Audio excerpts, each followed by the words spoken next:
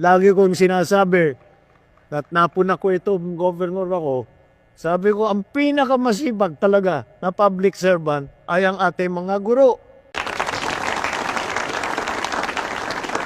Dahil, bukod sa inyong trabaho sa eskwelahan, na inaalalayan, inaalagaan, tinuturuan ng ating mga kabataan, na napakahalagang trabaho, lahat ng ibang trabaho, kailangan din kayo ang gagawa.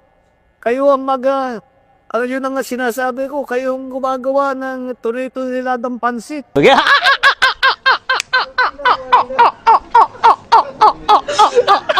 Para mampakain doon sa mga mambisita.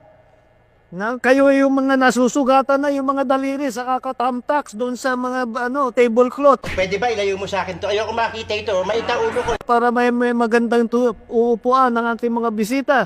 Kayo ang nagbubuo ng mga program, mga pagka merong may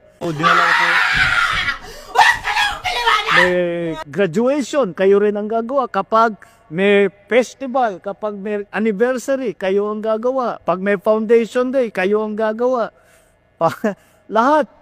Sabi ko, wala naman sa yung mga pinupuntahan kong ibang bansa, wala ka namang nakikitang ganun.